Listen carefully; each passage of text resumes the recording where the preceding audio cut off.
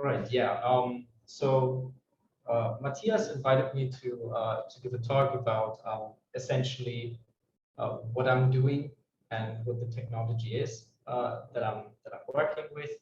That technology is blockchain technology, specifically Ethereum, and the subtitle is very consciously chosen because whatever trickles through from the blockchain world into the mainstream media usually is crazy investment stuff like plus 1,000% returns on your investment, or it's really bad hacks where millions of dollars get stolen, or more recently it's this whole boom about NFTs and digital art.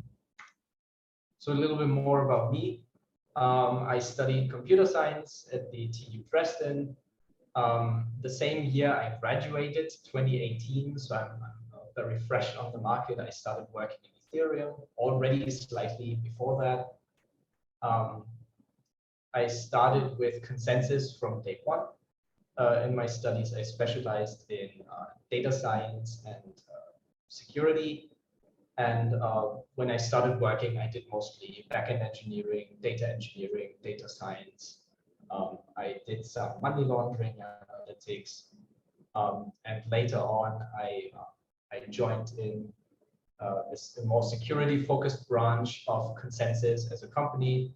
And that branch is ConsenSys Diligence. That's where I'm still at right now as a security engineer.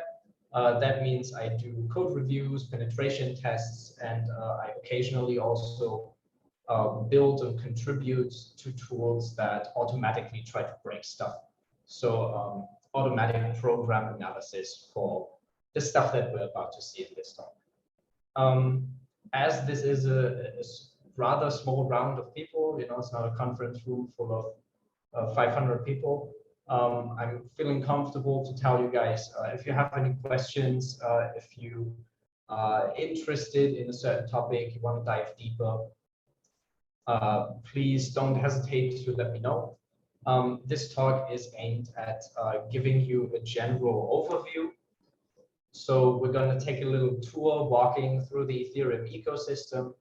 We're going to start out with the technological foundations of what blockchains are. This is going to be a little technical. It's the only technical part of the of this talk. Really, we're going to see some code and stuff, but this is the only really formal part. But essentially, what I wanted to walk away with from that section is that all of this is not rocket science. It's technologies that have been around for decades in part, just mashed together in a very creative and innovative way, and then blockchain magically appeared. Then we're going to talk about smart contracts. This is what makes Ethereum so special, or made it. Nowadays, other blockchains also have smart contracts, but they all stole from Ethereum. So we're going to stick with the OGs here. Then, based on smart contracts, we know some primitive about executing stuff on blockchains and how that works. So then the natural question is, okay, what exists with that? What has been built with smart contracts already? We're going to dive a bit into the history of Ethereum there. Then the fourth point, what is being built right now? Like what are people hacking on right now? What is happening in the ecosystem beyond NFTs at the moment? Because there's plenty exciting stuff. And then point 5 is aimed at you guys. Please also don't hesitate to ask any questions afterwards if you're interested in learning more, how to contribute. If you have certain interests and you want to see them represented in the Ethereum ecosystem, just let me know, and I'll see what I can find from my experience. All right, then let's get started. Let's bake a blockchain cake.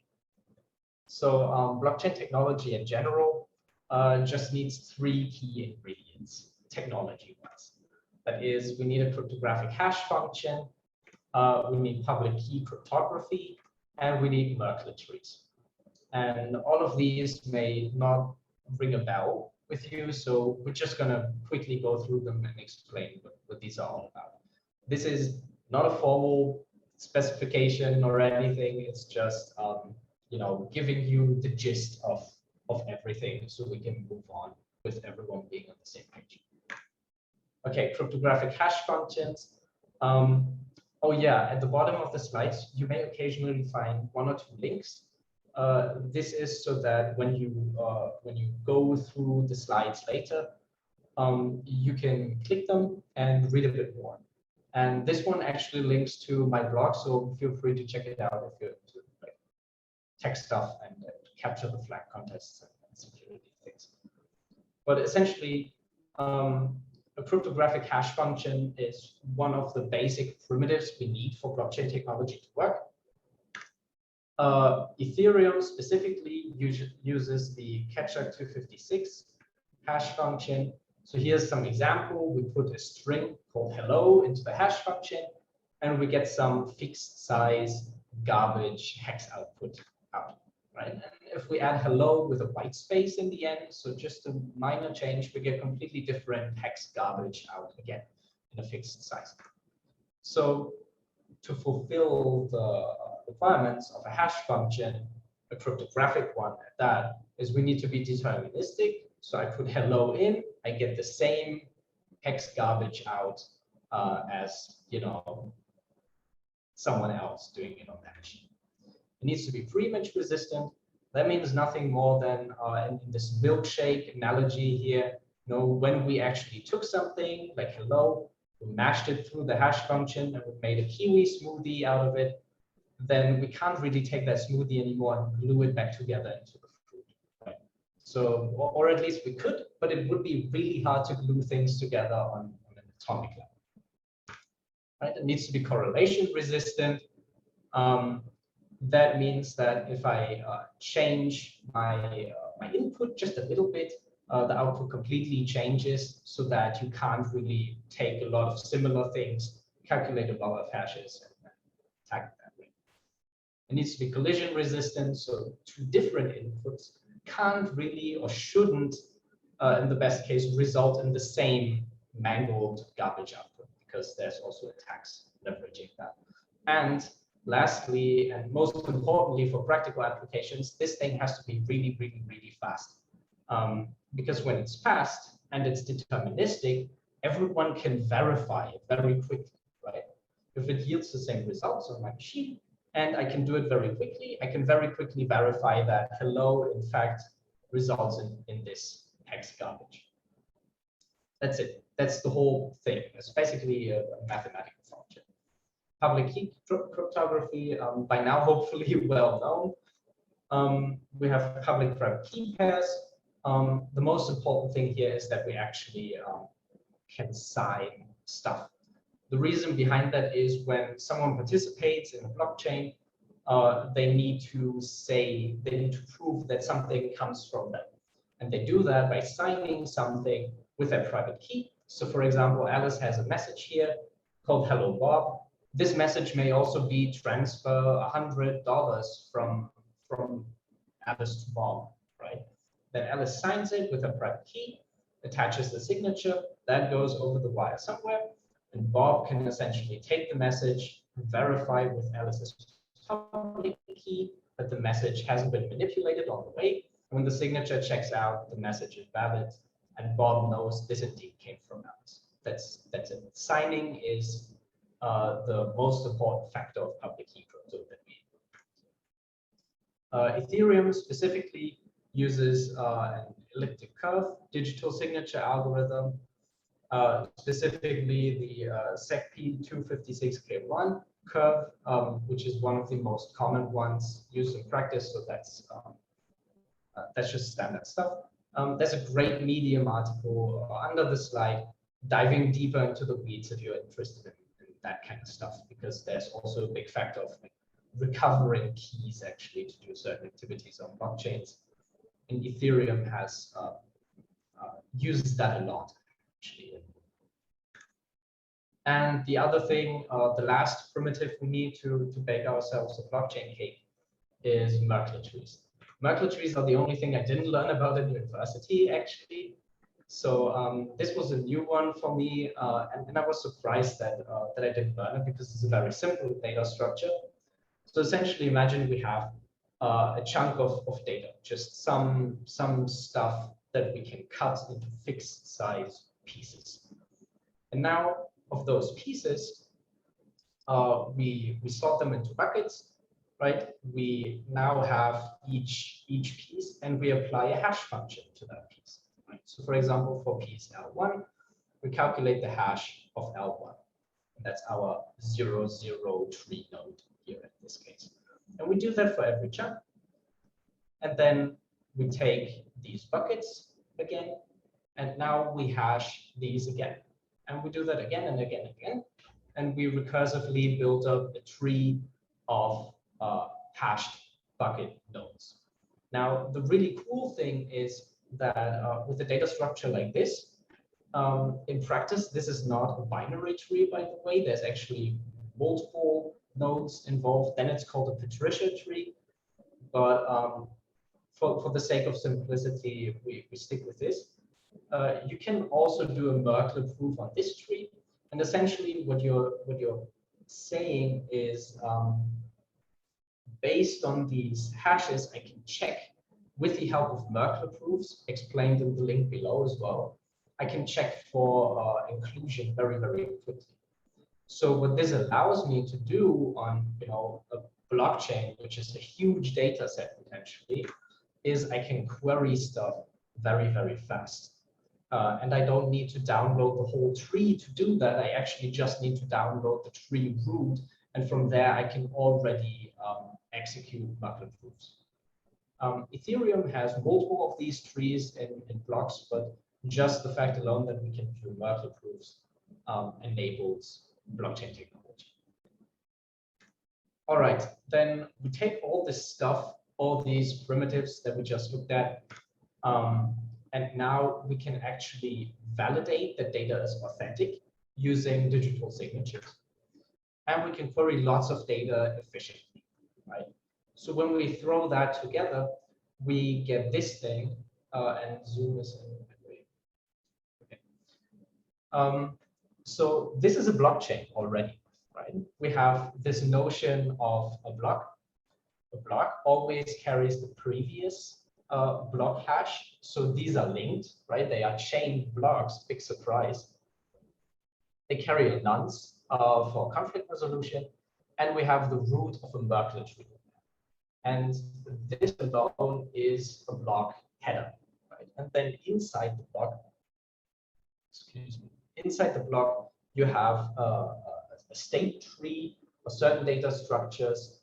For example, showing transactions that have been executed in the block. For Ethereum, there's a bit more involved, but for Bitcoin, for example, you essentially have a UTXO transaction. And this is it. And these blockchains are linked, and these blocks are linked, and using proof of work, which we're going to check out in a second, new blocks are produced, new data is included in these blocks by people called miners, and the blockchain continues, including data and making it harder and harder for an attacker to attack and manipulate previous blocks, because they will have to attack and manipulate all subsequent blocks as well, which with the speed the blockchain moves at is not feasible for an attacker unless they actually have the majority of mining power. Check out now. So we're getting a little sidetracked here just for this slide, but I think it's important knowledge. So we're kind of moving away a little bit from feel-good food into the coal mine. So miners are what you call people or entities that perform a so-called proof of work. A proof of work in the simplest case, there's multiple algorithms around. In the simplest case, it's just a calculation of hashes. And you find a new block, for example, if you can calculate a hash that has a certain amount of leading zeros. And because cryptographic hash functions are are just outputting mangled garbage usually, and there's no way of making this thing give you more leading zeros. It means that you just have to try a lot of hashes over and over again until you actually find one. So you invest a lot of computational resources into just trial and error until you find a hash. That computation is essentially wasted. And that's one of the biggest critique points about blockchains at the moment as well. It's that they're not really sustainable. But we're going to talk about this later as well. So miners do these computationally expensive actions, and to do that more efficiently, they collaborate in pools. Because every time they get a new block, why would they do that? They get a reward, right? So they do it for this block reward, it's called. And to get block rewards more efficiently, as it gets harder and harder to produce blocks, miners collaborate in mining pools. So they bundle their power. And then they obviously also share the rewards, right? Now, this block reward, you can essentially look at this as as kind of a lottery, right? Everyone's just trying, and if someone in the group is successful, the reward gets shared among them. Maybe the person who got successful gets a little bit more, and everyone else gets kind of a consolation prize, right? But on average, everyone makes similar profits, assuming they have the similar machines. And this puts miners in a special situation, right? They can produce blocks, and they decide what data gets into the blocks. So blockchains are cool and all, but miners technically, theoretically, have the ability to actually censor blockchains when they collaborate in these large pools, especially. So you have a transaction that you want to get in as fast as possible on the blockchain because it's very important, it's a very valuable trade that you want to make. And the miner can just say nope. And until someone else mines a block with your transaction in it, you're losing money, maybe, or your trade gets invalidated because it's too late. So miners have this special position in blockchain systems, and it gets worse the more we get to know later on. Okay, but back to feel-good food. I didn't have a big lunch, so this presentation is a little bit biased.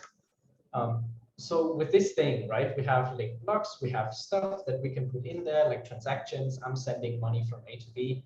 We only really build Bitcoin so far, right? So Bitcoin in and of itself is a pretty boring cake. By now, it used to be super exciting, but it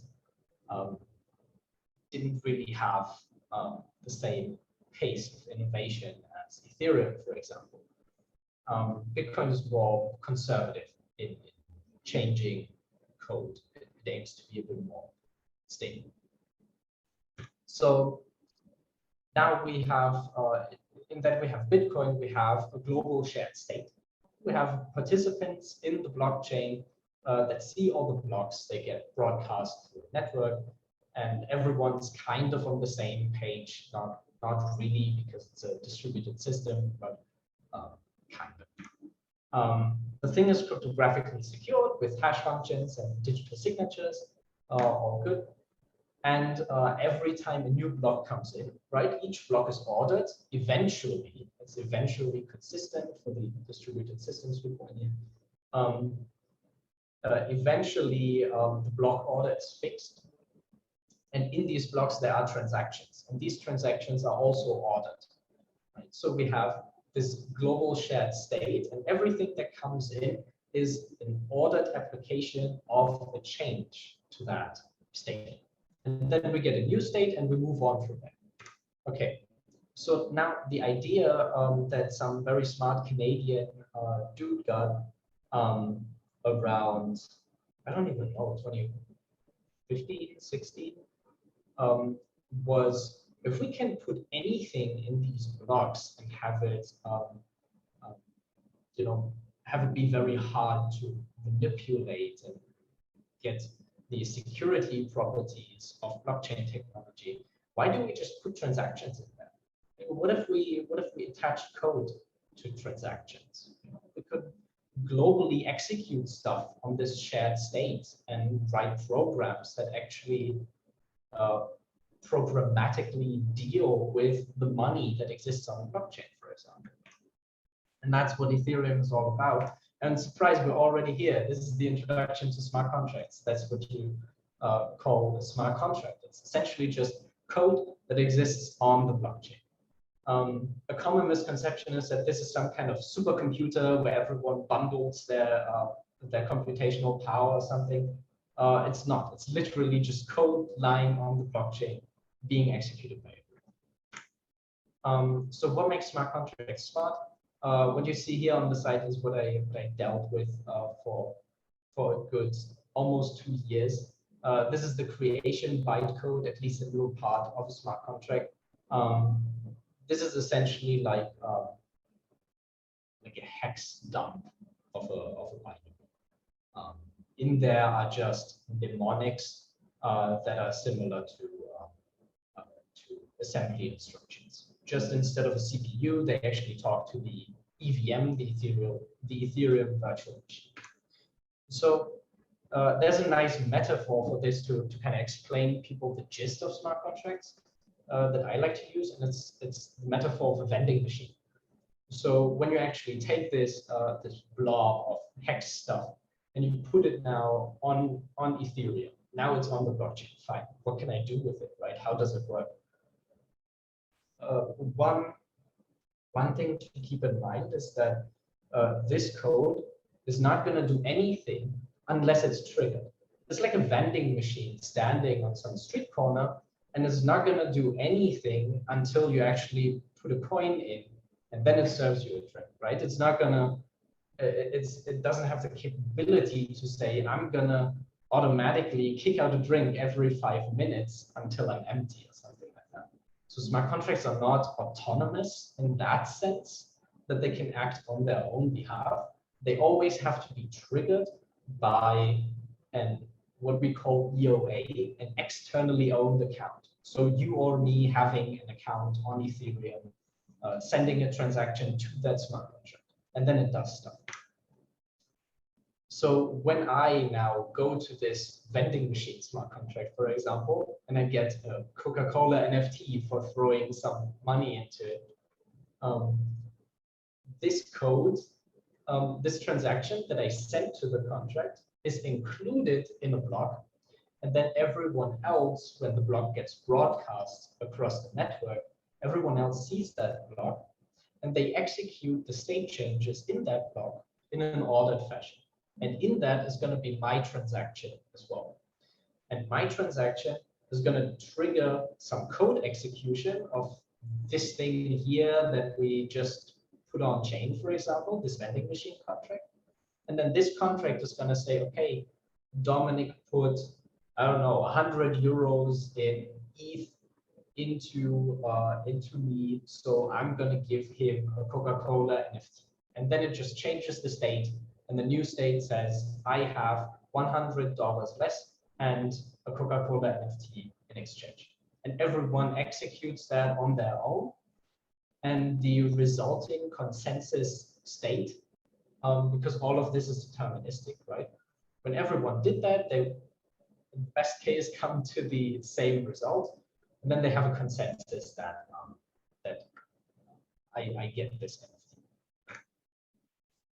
So yeah, the result of this code that is being executed is the new state, and the transaction that comes after me is already working with this new state, right? So I could be mean, for example, and if I see that someone wants to use the vending machine as well, and the vending machine can be hacked, I could destroy the vending machine and try to get my transaction in before they do. And then their transaction afterwards is working with my new state where the vending machine is destroyed or disabled. So their transaction is going to fail. Transactions don't always have to succeed. You can put anything in there. So what I try to encourage is an adversarial mindset in people where they constantly think about, okay, how can I break this when I have this new piece of technology? And there's always someone who's asking, okay, what if I build a smart contract that just executes an infinite loop? And then I send a transaction to it, and every participant is going to try to execute an infinite loop and get stuck. Right? So this is why Ethereum has what's called gas. So every instruction here, every 2 bytes is actually a mnemonic, an instruction telling the EVM what to do. So this is really just a low-level stage. And each of these instructions plus the length of the parameter they take optionally costs gas. So if you were to build an infinite loop, you would be executing an infinite amount of instructions, and that would cost more gas. It would cost you a lot more money. And if you can't bring up that money, if you don't have an infinite amount of money, or you can't execute that transaction. There's also certain limits. So there's a maximum amount of gas you can actually consume inside a single block. That's 7 billion or something. It's a large amount, but there's also a large amount of smart contracts. So you can do expensive stuff, but you can't make it so expensive that it's actually going to destroy anything. So this is one way the Ethereum network maintains its performance. Right? There's you can also store stuff on Ethereum, and while you're executing, you occupy memory. So storage is kind of like your SSD. It's stored permanently on the Ethereum blockchain in what's called a storage slot. And memory access is just the amount of memory you're using, the amount of storage space technically that you're using while the transaction is executing. And both of these are priced in gas. So storing things on Ethereum is actually pretty expensive. You can't take your 1 terabyte hard drive and back it up publicly on Ethereum, which in and of itself would be a doubtful idea. Because it would just cost millions and millions of dollars. All right. So now we have this like really simple, we know about this really simple bytecode version of smart contracts. And obviously it didn't take long for people to build some nicer abstraction on top of that. And the most popular language, how to program on Ethereum, how to program smart contracts, is called Solidity. Solidity has been inspired by JavaScript, sadly. So it has, it is compiled, though it compiles into bytecode. It's statically typed. That's also a major difference. So if you type something in a wrong way, the Solidity compiler is actually going to complain. And because it's inspired by JavaScript, it's really weird in some places. But overall, for the pace and technology is moving at, Solidity is actually a really stable choice for smart contract development. Let's see. Oh yeah. There's an online editor for Solidity, so parts of this are also interactive, so you can like go out and check out remix.ethereum.org. In there, you will have a complete, fully featured IDE to develop smart contracts in using Solidity. You're going to have various plugins to execute multiple compilers, security analysis tools, also the thing that I built with my colleagues. And most importantly, you will have a JavaScript simulation of the Ethereum blockchain right in your browser. So you can actually deploy the contract that you just wrote onto Ethereum and set transactions to it. You can do that locally, so you can give yourself an infinite amount of money to just play around and get a feeling on how that works. But you could also connect that thing to the Ethereum mainnet, where it really costs money. But then obviously you would need to be able to pay for the transaction really professionally, get that thing going, and please do a security check before you do that as well. And that's the next topic. So security aspects of smart contracts. When your code is stored on the blockchain, it's immutable. It can't be manipulated anymore. That's a really cool thing because how people in the early days were saying code is law. So the code that you wrote can be read by anyone else. They can verify even that the Solidity code you wrote is exactly the one that is stored on the blockchain. And they can then read into the functionality, and exactly what is written there is going to be executed. You can be 100% certain about that.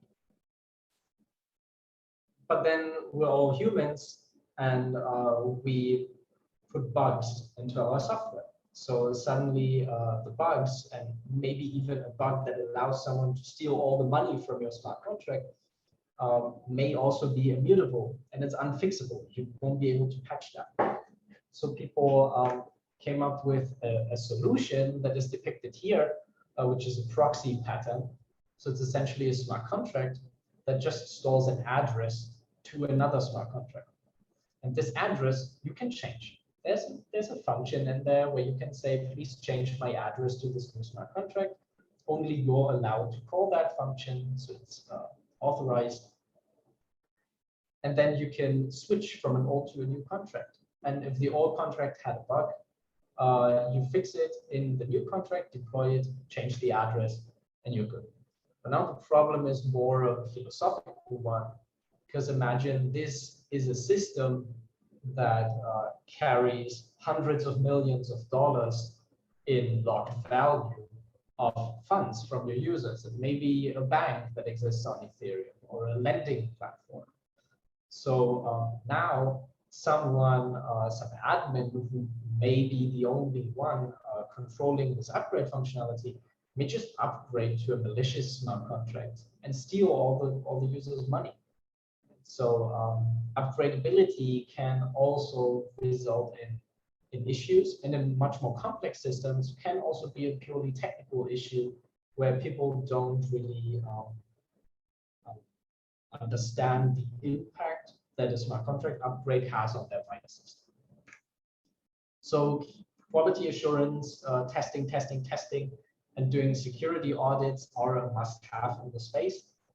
That's also the reason why I'm very passionate about working as an auditor before security analysis tooling, because this is a very intimidating issue to developers, right? They always have this thought in the back of their head, okay, what if I put a bug in here and everyone loses their money, and maybe these people know my name, you know? There can be legitimate security concerns in this. So business is booming there, everyone wants audits, everyone wants to be sure. And on top of that, larger players with very complex systems or really want to make sure because they need to give enterprise security guarantees. So MasterCard, for example, JP Morgan are invested in Ethereum as well. So these would be candidates that would be open to spending more money on actually mathematically, formally verifying that their contracts are only exhibiting the expected behavior and nothing else at all. So security in Ethereum is as I mentioned multiple times, is a topic very dear to my heart. And research-wise, in a collaboration with my previous two jobs from a data science perspective and a security analysis perspective, we already tried to measure the security in the Ethereum ecosystem, and we wrote a pretty decent article about it, if I may say so. So we looked at all the bytecode that exists on Ethereum. We analyzed that bytecode, looking for vulnerable patterns in that bytecode based on a registry that we wrote ourselves as security auditors. This is essentially like the like a CVE or a CWE index if you come from a security background. So we classified essentially certain vulnerability types and explained how to mitigate them and how to find them. So with that knowledge, we analyzed a ton of bytecode from 1st of June 2015 to December 1st, 2019. And we ran our bytecode analysis on this. Take it with a grain of salt. Bytecode analysis is prone to false positives here and there, so the picture may not be as bad as it may seem, but the trend should be proportional. So what we see is 3 phases here. On the y-axis, we see the average total number of vulnerabilities or weaknesses that we found in the bytecode. And on the x-axis, we see the time. So we can classify this into 3 sections, essentially. The first section goes until early 2017. And this is the Wild West, what we consider to be the Wild West. So this was people being on Ethereum when it was still comparatively small. There was not a lot of money involved. They just wanted to build stuff, play around with the technology, and use it for its revolutionary properties of dissolving centralized power structures and decentralizing everything with smart contracts. But that also means that with a lot of experimentation, there's not a lot of standards also in security. So we found quite a lot of vulnerabilities, but in vastly differing levels. The lower ones, mostly because around that time we saw a lot of very simple smart contracts. The second phase is a very short one, but it was very, this spike is very telling. It's a very big part in Ethereum's history. This is what we call the ICO boom. So you may have heard it actually in 2017 on the news, because everyone was going crazy about it. This was the time where people invented tokens out of nowhere in the form of smart contracts, and they sold them to random people, getting a ton of money and then funding their projects, their startups with it, still working in Ethereum in a large part, but others obviously also ran away with it because there was no accountability. And then later on, we see this really interesting trend of a scattered curve slowly averaging its way downwards. So with the rising popularity of security tooling and audit companies and security standards emerging more rigorously, we see that over time the number of vulnerabilities on average is actually going down. This also has been learned in a very hard way by the community in a large part, because by now, if you put an obviously vulnerable smart contract onto the Ethereum blockchain that, for example, allows someone to steal all your money, it's going to take 1 or 2 blocks, so between 14 and 28 seconds for someone to actually destroy your smart contract and steal all your money. So it's a tough world out there, so be careful. But yeah, this brings us to what has already been built, because it seems like there's a lot of smart contracts around, and these smart contracts need developers. And if there's one thing Ethereum is really good at, it's actually building things. The developer community has been exploding. There has been more and more discourse. A long time ago, it was always the same faces kind of that you've seen. Now it's just like a normal developer community. You can't know everyone anymore. So there's a lot of different people. It's the largest developer community in the blockchain space. It was the first one that started building, so it was the most attractive one regarding technology and tooling. So this is why most people join in Ethereum. Development also on the blockchain itself is incredibly fast-paced. So if you're smart, you operate based on factual arguments, and you have some time to spare, and you want to contribute to an open source project in Ethereum, everyone is going to welcome you, and you will be part of the development team of whatever you want to join in, most likely in no time. Another interesting thing is that a lot of projects with smart contracts have been playing around with incentives. So trying to give people money from the smart contract in order to do something that they want them to do. For example, develop something, and then you get a reward for that. We're going to see a nice example of that later. Okay, but let's check out some history of what has been built so far on Ethereum. So these are mostly old ones, but with a new twist sometimes. So ERC20 tokens were the first, I would dare, real innovation in the form of a smart contract. ERC20 tokens fueled the ICO boom around 2017. When people created currencies out of nowhere, this is how they did it. They deployed an ERC20 token contract. It implements the fungible digital currency. The fungible just means that if you have 1,000 tokens, you take one away and you take another one from somewhere else and you put it in, you have 1,000 tokens again.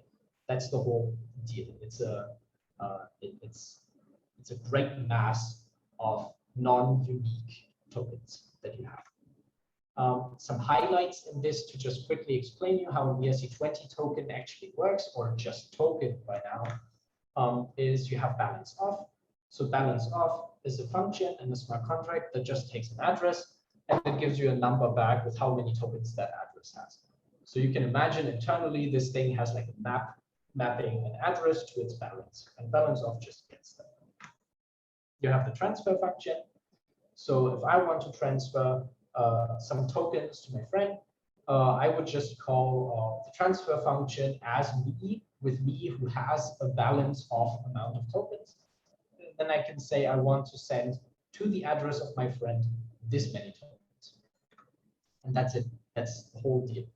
A lot of development teams use these tokens to represent some kind of utility. So, hey, we're selling you this token. You can buy it, give us some money, fund our development, and in a year, you can use this token to interact with our new shiny system that we're going to build. A lot of development teams did that.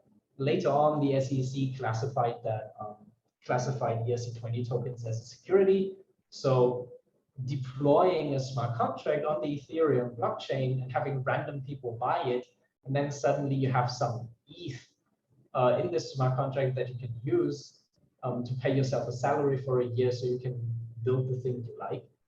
That's actually an unregistered securities sale, and that's highly illegal.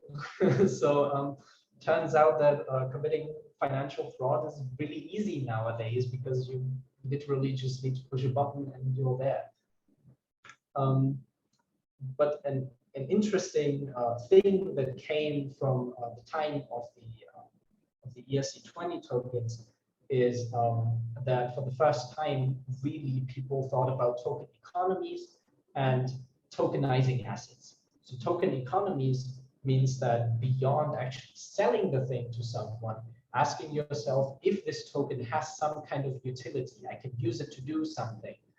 How people are gonna react to that? How are they going to use these tokens? Are they incentivized to do it? Can they earn money by doing it, or some more utility?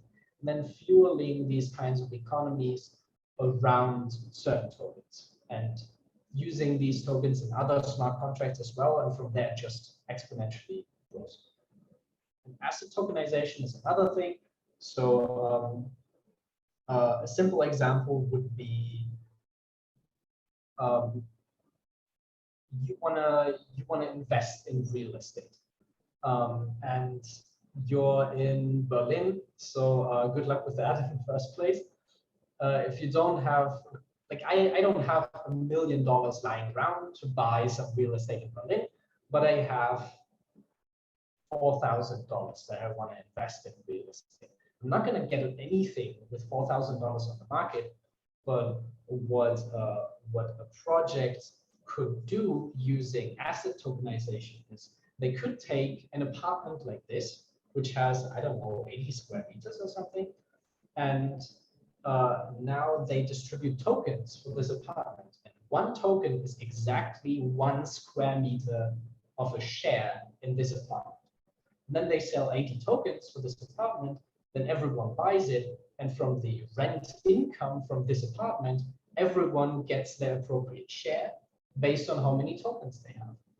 And maybe then maybe I make more money with this, I save it, and then I buy more tokens, and maybe soon, after some time with more and more rent revenue coming in, I can buy off all the tokens, all the 80 tokens for this apartment, and then it belongs to me. This would be a classical example of asset tokenization. Moving on, another historical innovation which Matthias really really pushed me to include is Cryptokitties, NFTs, or more formally known as ERC 721. Thank you, Dominik. You're welcome. So these are your NFTs. They are here. They are courtesy of the year 2017. So it's not exactly what you would call recent anymore, but the media just caught up. NFTs are similar to ERC20 tokens, just that now instead of a great bunch of non-unique tokens, we have a great bunch of unique tokens. So you can imagine these like baseball cards, for example. If you have 1,000 baseball cards, you put one away, you put another one in, well, you have a different kind of 1,000 baseball cards now. These NFTs in and of themselves are immutable. So the first real application was Cryptokitties breeding kittens on the Ethereum blockchain. You had a smart contract where you could make kittens mate with one another, and then they would breed a new kitten which has new properties based on the genome of the parents.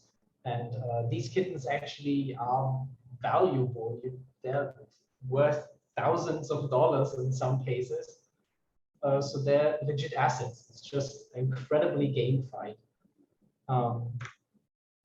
There's a fun fact, because of this gamification, Cryptokitties almost brought the Ethereum network to a grinding halt in December of 2017. So this was a red alert moment where everyone wanted to buy into Cryptokitties and do stuff that actually it landed on BBC. So this was the first time really that I saw that Ethereum made it to the media and everyone was amazed by it, because the first thing people are getting to know about this amazing technology aimed at removing banks from power, essentially. The first thing people get to know about it has to do with breeding kittens. This is, by the way, the queue of pending transactions around that time. So this is a pending transaction is essentially just a transaction waiting to be included into the blockchain by the miner. And you can see that from around 500 transactions, we kind of peaked here at slightly over 15,000 transactions waiting to be included. And obviously at that point, nothing worked anymore. The network was completely overwhelmed with the volume of transactions. So now we're looking a little bit closer at NFTs, and we're taking it apart a bit technically. So similar to ERC20 tokens, ERC721 tokens have a smart contract definition. They are a standard, right? And NFTs specifically that are attached to images, you can have all kinds of other ones, but the most popular ones are this. They use the metadata extension. So you can connect now images to your NFTs, and this is your digital art, this is your image of a kitten, whatever it may be. And there's only one addition really to that contract, which is the token URI function right here. This token URI just takes an ID of a token that you may have, right? Let's say I have CryptoKitty 1337. So I just call this URI with this ID, and I get this URI back, for example. Then I go to a well-known API, or I may even get the full URL back, leading me to this PNG image so I can look at it. And this stuff is mostly hosted on centralized servers, right? This is like on a CDN network or some AWS machine served through an API. So when you actually buy an NFT and some digital artwork, and you're thinking that now it's yours forever and no one else can have it. And this is, all legit. This image asset may be actually just hosted on a normal server. And if I were a malicious person, I could sell you some digital art. And then when you buy the NFT, I'm gonna change the image attached to that NFT on my server and replace it with a poop emoji. And then you have a gallery full of poop emoji that you spend $10 million on. So I'm just not very convinced about this digital art hype. There's a bit more to it. You can also store things in a more secure way that it can't really be manipulated. But this is vastly more complicated, dealing with technologies that we don't really have time for today. And on the other hand, it still doesn't prevent Matthias from screenshotting all my tokens and selling them again for half the price. So the lesson here is, and this is a general lesson for Ethereum, when you hear about Ethereum in the mainstream media, usually this is driven by hype. And hype is annoying, but we are here because this hype brought some attention. And this attention is really important to the Ethereum community and its development, because the hype may be the initial trigger that makes someone look closer at the projects that are around, and then hopefully realize that there's a community to it that does much more deeper, meaningful, valuable work that can be supported. And maybe some people are even going to look at it and imagine themselves like I did almost 3 years ago, imagine themselves working in an ecosystem like that, because it's the only requirement is that you don't like job security, but the rest is pretty nice. I got it. Another thing that has been built, this is the last one that we're going to look at. Historically, the last section, it's actually 2 little projects in the section. And by little, I mean the biggest projects that exist in Ethereum. This overall trend is called decentralized finance. So this is what this is the core essence of what I called removing the banks from power before. So this really is aimed at full-fledged financial self-sovereignty of everyone else, of everyone, and kind of taking the authority of central banks and financial institutions out of the equation. Whether that's a great idea to apply everywhere, or whether it's bound to go wrong, I'm not really. I don't really care. I don't really have a political opinion about this. I just think that it's an incredibly exciting trend that is already helping them. And Maker, or the Maker DAO, is one of the main institutions that initially kickstarted this trend of decentralized finance. So the main product is DAI, which is a stablecoin. It's decentralized. It exists solely in smart contracts. 1 DAI is always worth $1, approximately, with a few 100,000 cents deviation. It's fully transparent. The Maker system completely is open source on GitHub. You can go out and get it right now. If you find something bad, they have a very generous bug bounty program. Report anything. You can also just copy the code and run away with it, fork it. I think the license allows that. Please double check that. So DAI is essentially a dollar equivalent as a stable asset on Ethereum. And that's much needed because, as you may know, cryptocurrencies are not exactly price stable assets. So coming up with a stable asset, but an autonomous one that exists on its own without any external data that is being provided was a huge challenge. And the DAI system has some very clever mechanisms to balance itself to approximately the value of $1. It's a giant cryptographic game that is being played there. But it was highly experimental at the time. No one knew whether it's going to stay like that or it's going to crash. But it really prevailed, and a lot of people started integrating DAI as a token, using it in their own products. But the main thing where DAI actually helped and still helps in a very tangible way is countries with highly inflationary currencies, such as Venezuela or Argentina. So a lot of people from these countries work abroad, for example, in the US for startups, and send money back home.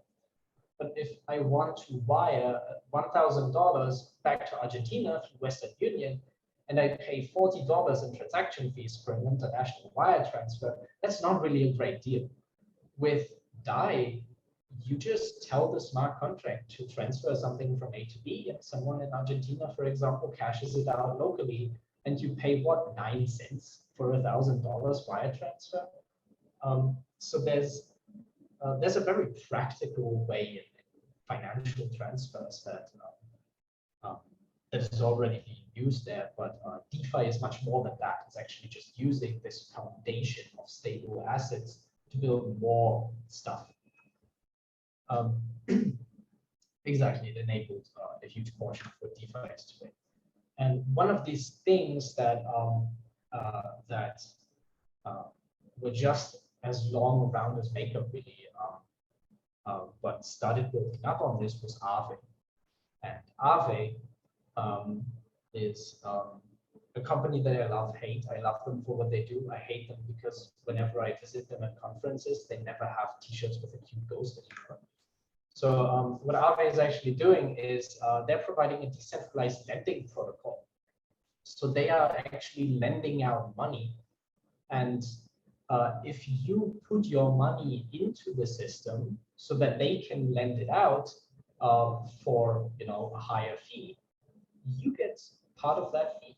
Right? So AAVE takes I think 0.09% fee, and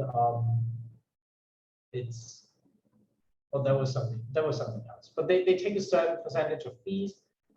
They vary based on the markets you're on. And as someone who provides the liquidity for this kind of lending process, you get a big part of that share. So it's essentially what banks are doing now when you keep your money in a savings account. But the cool thing is that AAVE also works fully autonomous. This thing is also just a smart contract that consumes DAI and multiple other tokens. And then people are lending their money out, and they open positions there, and they pay fees. And you're getting these fees, and never ever are you leaving the Ethereum blockchain, the whole process. And this whole system is decentralized as well. It's not controlled by any developer, administrator, nor by a gremium. They have a DAO, a decentralized autonomous organization, that is essentially people voting with their money. And if you have a lot of money and you want something in AAVE to change, you make a proposal, put your money where your mouth is, and see how the community reacts. So it's an inherently democratic and decentralized system. One cool thing that AAVE developed is a financial instrument, though, that is not known on the normal traditional finance market, and that's a flash loan. So a flash loan is an uncollateralized instant loan. Uncollateralized means there's nothing backing this loan. You're creating a loan that doesn't have any reserve behind it. So I have a need for 1 million. I need an absurd amount of money to do this very important thing that I need to do. I can go to AAVE and I can say, hey, please give me 1 million ETH, very simplified way. And AAVE says, okay, here's 1 million ETH. Please pay it back by the end of your transaction. And the cool thing is that you are in this transaction context. I send a transaction to AAVE requesting 1 million ETH, then I do my stuff, and then hopefully I have more than 1 million ETH coming out of that. And then I pay AAVE back in the same transaction context, giving them back 1 million ETH plus a little fee, and the rest is mine. So this can be used for certain kinds of trades to leverage price differences between markets to get more revenue and bring more liquidity to those markets as an extension. One other cool thing is just a very small side note is that a lot of developers don't really anticipate someone waltzing into their smart contracts carrying 1 million ETH. So flash loan based attacks are very, very common. They have been very common for the past 1.5 years, really. Because it breaks certain assumptions that developers make when building their smart contracts. For example, this would be vulnerable if someone had 1 million ETH, but no one has that much money, so it's fine. But now I'm just one ask away to get 1 million ETH and actually do that export. All right, this brings us to where we are right now. This was already a lot to take in, I know. Please don't try to learn everything and memorize everything in this talk. This is really just a stroll through the ecosystem where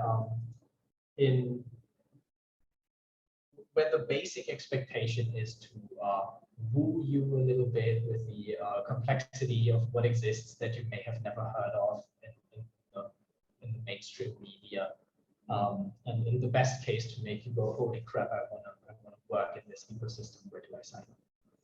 And what's being built right now is always a very hard question to answer because people are not exactly open about their secret stealth startup product ideas. So no one really has an idea anymore what is being built on Ethereum. People try to kind of categorize and collect and index data. There is a ton of stuff around. This graphic is from 2019, I think. And you can already see, here's us, nice. You can see there's a ton going on, and there's all kinds of different products, and each product is not just a standalone product that is a service that you can consume, but it's usually a platform that other products build up on again. And then you have these competing platform providers with their own little ecosystems battling each other for who has the most volume, who has the most the lowest fees, who is the most attractive to users. And at some point, the market equilibrates, and then you get these vibrant, large trees of products really expanding. And there's plenty of services like our auditing services around it trying to support that. You also have in this little corner the big enterprise investors. So ING DIBA, for example, is doing real estate investment deals and settlements on Ethereum. HSBC, JP Morgan are doing CBDC settlements on Ethereum. Google is playing around with it anyways. Samsung with their crypto wallets. HTC, same thing, HTC Exodus.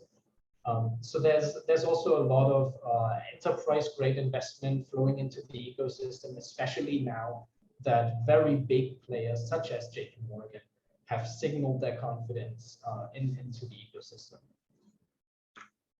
All right, the obvious thing that's being worked on is Ethereum 2.0, because believe it or not, this whole thing has been an experiment so far. It's Ethereum 1.0 has just been an experiment that just exploded in any way possible, but still just proof of concept. Right? So the scalability and the sustainability issues are essentially people nagging about a proof of concept that you try to keep going. But the end goal really is, for now at least, Ethereum 2.0. And you're going to have significantly more sustainability.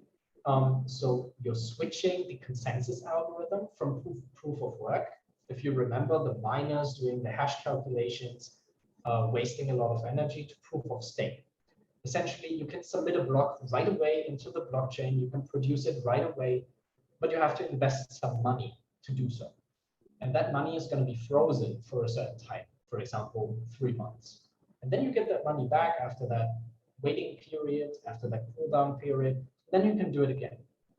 The whole point is that still now, an attacker is not going to be able to produce a lot of blocks and take over the blockchain itself, because it would cost billions of dollars, and to do a full takeover, it's economically completely unfeasible for an attacker to make that economic commitment.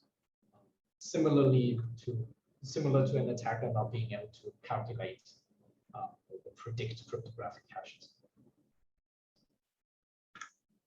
Okay, so then we have the scalability property that that's going to be expanded in Ethereum 2.0. So there's going to be not just one blockchain now, but multiple shard chains. So it's like little baby blockchains, and they all congregate around one big blockchain that connects all of them. And that one is called, the central one is called the beacon chain, and the side ones are called the shard chains. There's multiple ways to approach this. There's different scaling technologies. A lot of them revolve around fraud proofs and zero knowledge proofs in different ways, building their own virtual machine. So using native Ethereum one, using smart contracts or off-chain infrastructure. People get very creative. We'll see what mechanism is going to prevail. Maybe everything is going to prevail. Who knows? It's an open ecosystem. You could also right now build your own connected, or at least connected in the future, to the beacon chain. The beacon chain itself exists already. Sharding is an ongoing research topic, a very exciting one. So as you can imagine, all of this is really complex. There's a lot of stuff to figure out. The number one reason why this is taking so long is because Ethereum wants to go the golden route as a research community, where they don't want to make any trade-offs regarding decentralization. So there's no arguments like, oh, let's do it this way, it's easier, but then we're gonna have a little bit centralization in there, but we're gonna fix it later. No, there's no compromises. There's not going to be any centralized power structures. And while there's still a lot of research to be done, there's actually an open forum called ETH Research. You can go on there, check it out. It's a discourse forum.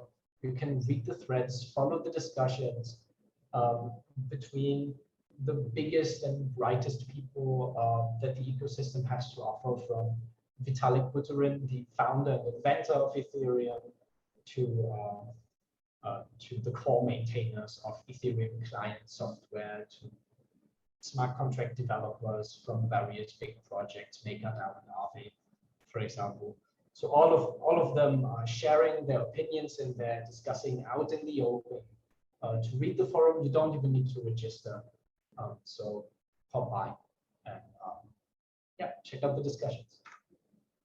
For security fans, Ethereum 2.0, as the stuff that can be deployed already, at least, has already been deployed, namely the beacon chain.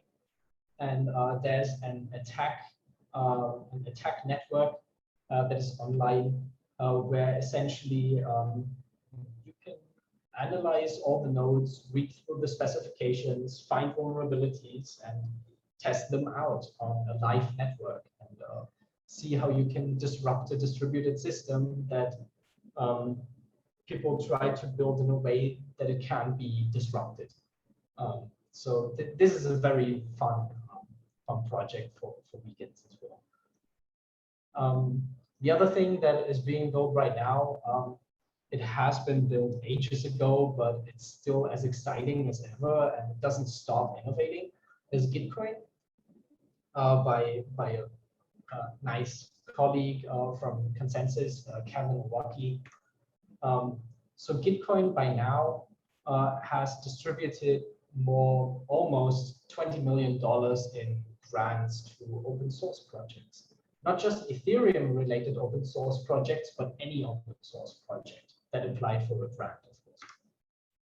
There's over 160,000 developers on the Gitcoin platform right now contributing. And you could also just join in, register on Gitcoin, and look up some issue, fix it, and get paid in crypto. The whole idea is that open source projects always require maintenance.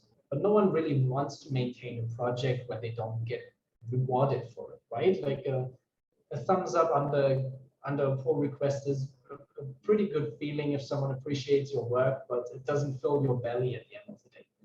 So Gitcoin's idea was that you could take pressing open source issues, and through their platform, you can attach to these issues money. I can just say, hey, I have this, I really want an up-to-date, well-maintained Spotify client for Linux.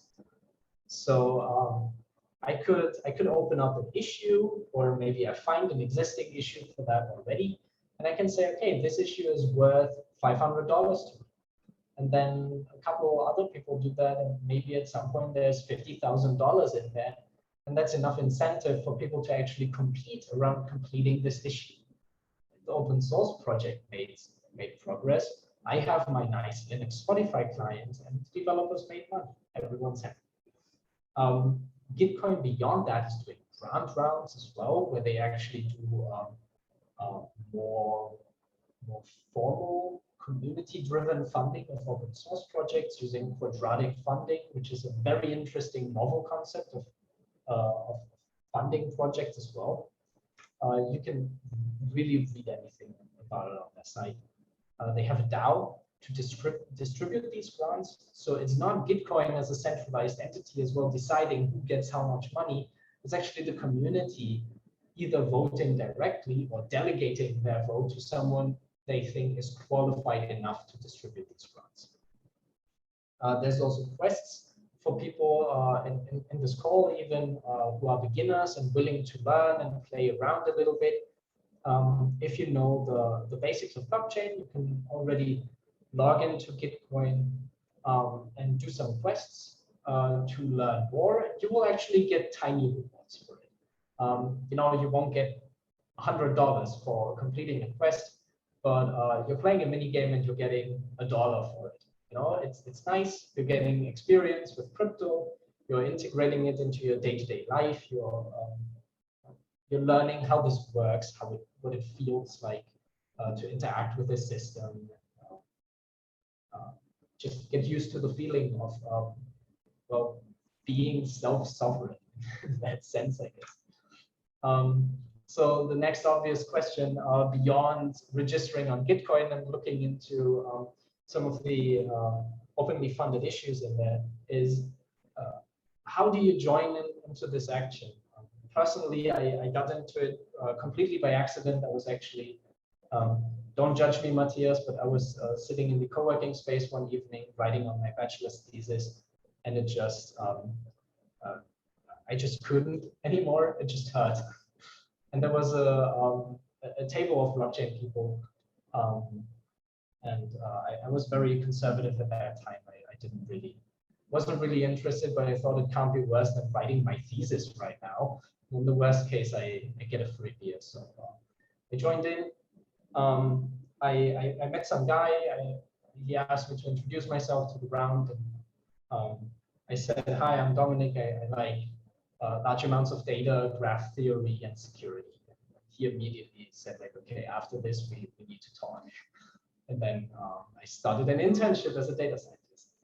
So sometimes it's just serendipity that brings you into this space by knowing people and really cultivating a network of people who you really know, you're friends with, you trust, is the best way of breaking into this ecosystem. The obvious thing to do is to follow the news. So basically go on CoinDesk, for example, or Cointelegraph, and read every article that doesn't have Bitcoin in the headline and doesn't talk about price. Because everything else usually is a pretty technical article then, and that's what you want to read. You want to get used to being confronted with technology that you know nothing about and starting from the basics. That's the one thing that you need to cultivate in this space, is just throwing everything away that you've learned before and starting from zero again, because the most important thing is keeping up with the pace of the system to not fall behind knowledge-wise. Ask people all the time, everywhere, about how things are actually working. When they explain you, pick something out there and ask them how that works, and drill down until you find something where you know how it works, and then backtrace again and learn the whole thing. This is essentially what you do as an auditor or as a code reviewer. If there's a 1 week engagement, you're spending the first 3 days just asking questions about the system until you feel like there's nothing more to ask, or the client is annoyed. And from there, oftentimes the client themselves realizes that where things are probably wrong.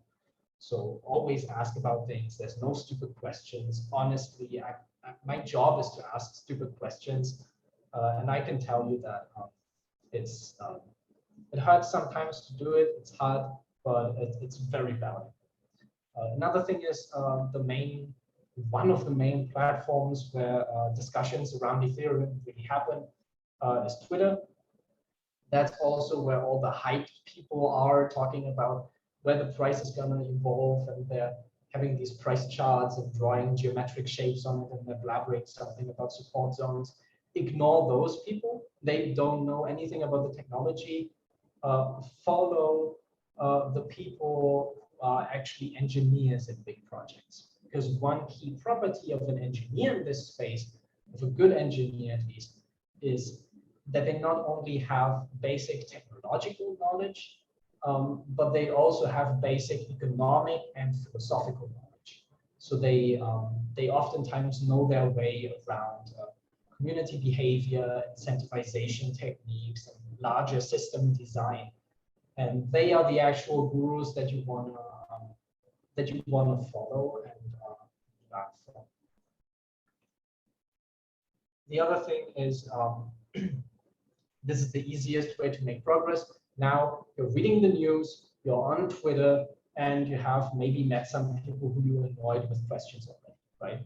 Learn from them and engage with them. And if you do something, if you go out and you decide to develop your own smart contract, and there's one of the core engineers of AAVE, for example, that you somehow got into a discussion with, right? Show them your work. Show them your smart contract that performs simple division and splits up funds, so you can share the bill with your friends or something like that. Show them your work, ask for feedback, learn with them, and don't be afraid to go out yourself and try new things. The ecosystem is too fast-paced at the moment to really expect anyone to mentor you and guide you through it, unless you pay them, that is.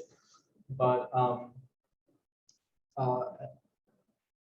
most of the progress can be done with experimentation. And in my experience, when I started with zero knowledge about Ethereum, and I needed to start contributing because I started my internship, right? I needed to get from 0 to 100 within an hour, like this talk, and then work with it on a professional level and actually deliver results. And I noticed that first, it's very daunting, it's very intimidating doing that. But if you're just recklessly reading everything you come across and asking a lot of questions, it's going to take maybe a month. and you're at the leading edge of the technology where suddenly, magically, you will understand a lot of technological discourse. Almost everything in the ecosystem is open source. GitHub is a great source of truth. If you see some DeFi project, you're asking yourself how it works. Oftentimes they have white papers.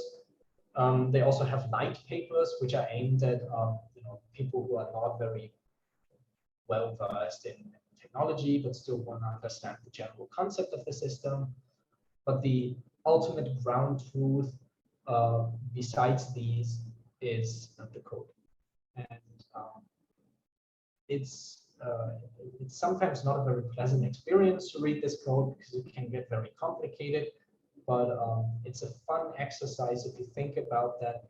This thing really, like this kind of code magically works on its own, autonomously, and it's gonna exist until as long as Ethereum is going to exist. And even if Ethereum shuts down one day completely, as long as someone has it on their hard drive, they can still spin up a one-node Ethereum blockchain, and your code is still going to exist and be autonomous. So this is, in my data science days, we always called it the collective mind of the Ethereum community.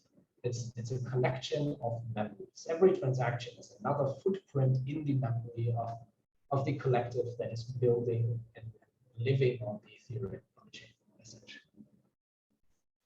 And another thing is, and this is completely coincidental, but ConsenSys has a program aimed at teaching people how to deal with blockchain technology as a developer, as a product or project manager, or for specific technologies in case you want to dive into one specific area. And ConsenSys Academy has just announced, I think, the day before yesterday or 3 days ago, that they're gonna revamp their basic training course for blockchain technology, and they're gonna make it available for free. So in the link below, I added the announcement post, so you can read through it, see what the syllabus of basic training actually means. So it goes a little beyond blockchain. You're actually going to learn a little bit about the Linux shell, how to use the basics in the Linux terminal, and then the development tools of Ethereum, and then building your smart contract and all the cool stuff above that. So